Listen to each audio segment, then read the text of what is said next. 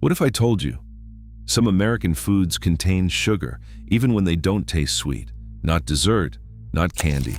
Everyday food, bread, sauce, even salad dressing. And most people don't even realize it because the sugar is hidden. Pick up a loaf of white bread, flip it over.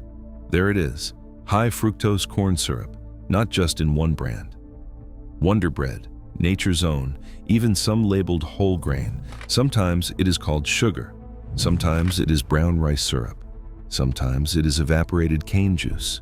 It hides in the fine print. Now grab a bottle of ketchup. Heinz lists sugar, corn syrup, and fruit juice concentrate.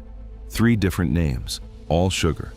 Pasta sauce, Rao's marinara, tomato concentrate, sugar, dextrose. Even the healthy light Caesar dressing from Kraft slips in sugar and maltodextrin. It does not stop there. Scan a protein bar.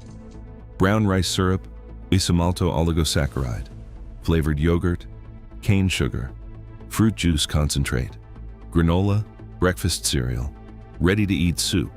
The list goes on.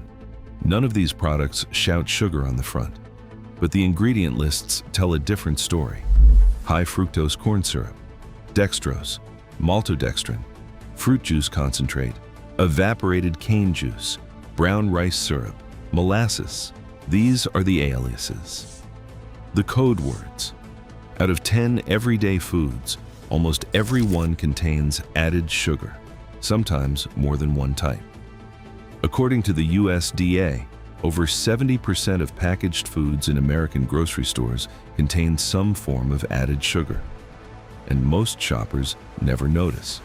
Why so many names? Because sugar does not always sell. But evaporated cane juice sounds natural. Fruit juice concentrate sounds healthy. The reality is, they are all sugar.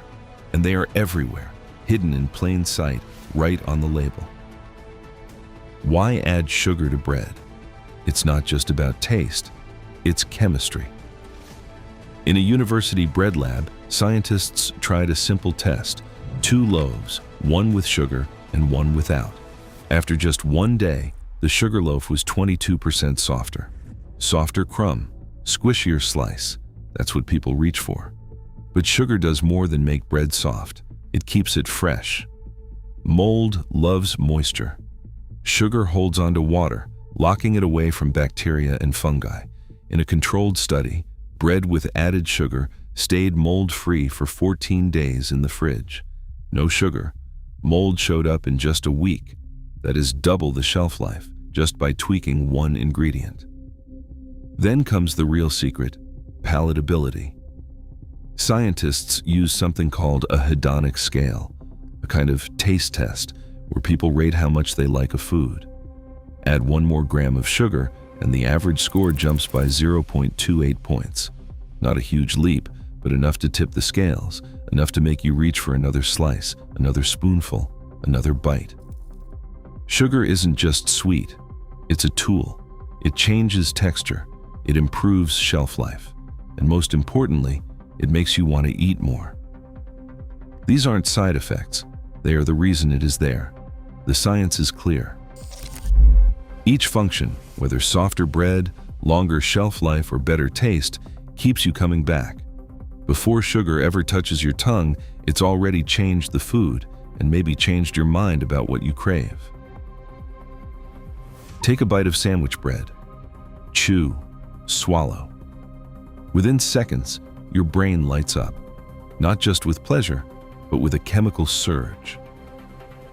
That is dopamine, the same neurotransmitter behind the rush of gambling or the thrill of a text message, ping. Sugar flips the switch. Scientists at the National Institutes of Health have watched it happen in real time. Using PET scans and fMRI, they tracked what goes on inside the brain after eating sugar. The reward center, the nucleus accumbens, fires up. Dopamine levels spike, in some studies as much as 35% higher than baseline. That is not a subtle nudge. It is a jolt, a hit, a reason to crave more. The effect is not just for desserts. It is the sugar in bread, in ketchup, in so-called healthy foods. Each hidden gram triggers the same ancient circuitry. The more often you eat these foods, the more your brain learns to want them. The urge does not come from hunger, it comes from chemistry. This is not rare, it is the norm. According to the CDC, American children now get about 17% of their daily calories from added sugars, far above recommended limits. That is not just a number, that is everyday behavior shaped by invisible signals inside the brain. The food industry knows this science. They know which combinations of sugar, salt, and fat make you reach for another bite. They know how to hit the bliss point, the perfect level of sweetness to keep you coming back. The question is not whether sugar changes how food tastes. The question is, who benefits when you cannot stop eating? Now imagine a kitchen where sugar isn't the secret weapon, where flavor comes from something else entirely. Step into the world of West African cooking. Chef Pierre Thiam stands at the stove, wooden spoon in hand. No bags of sugar on the counter, no bottles of syrup or sweetener, just onions, tomatoes, peppers, ginger, spices, layers and layers of them. Take jollof rice. It starts with a base of tomato, onion, and chili, simmered until the flavors are deep and smoky. The heat isn't just for show. Suya pepper brings a slow burn, while bay leaves and thyme add earthiness. No added sugar. The sweetness comes from ripe vegetables, cooked down, coaxed out by time and patience. Mafé, a rich peanut stew, gets its gentle sweetness from carrots and plantains, not from a packet, not from a bottle. The sauce thickens as it simmers, picking up notes of umami from fermented locust beans and smoked fish. The result? A dish that satisfies, bite after bite, without a single spoonful of refined sugar. Amina Diallo, a home cook from Dakar, prepares atieka, fermented cassava couscous. She tosses it with lime, ginger, and hot pepper, building layers of flavor that wake up every part of your palate. No sugar needed, just fermentation, spice, and a squeeze of citrus. These aren't rare exceptions. Across West Africa, cooks rely on fermentation, heat, and bold spices to create depth. Sweetness is a note, not the melody. Satisfaction comes from complexity, not a sugar rush. It's proof.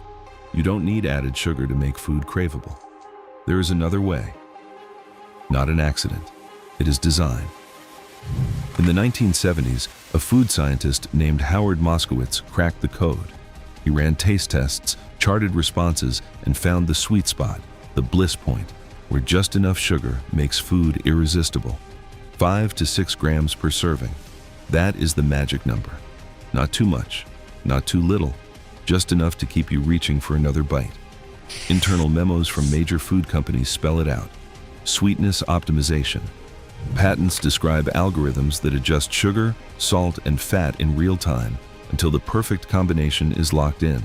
Every gram is tested, measured, and dialed in. This is not about grandma's recipe. It is about engineering pleasure.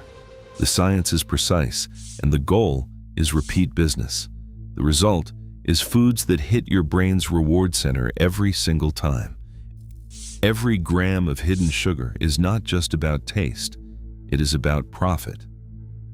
When a food company adds sugar to bread or sauce, they are not just chasing flavor, they are chasing dollars. Nielsen sales data from 2020 to 2023 tells the story.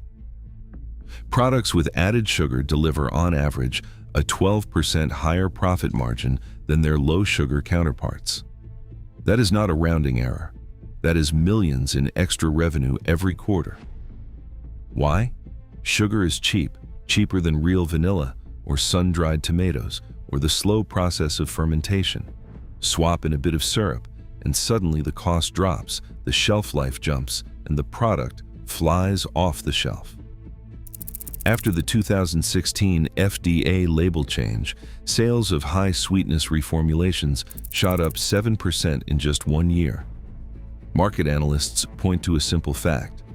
When food is engineered to be sweeter, people buy more, eat more, and come back for more. It is design with a dollar sign. This isn't just about craving one more bite. Right now, over 70% of packaged foods in the United States contain added sugar, often where you least expect it. The real question is, who decides what ends up on your plate, your taste buds or the food industry? Tell me, who's really in control?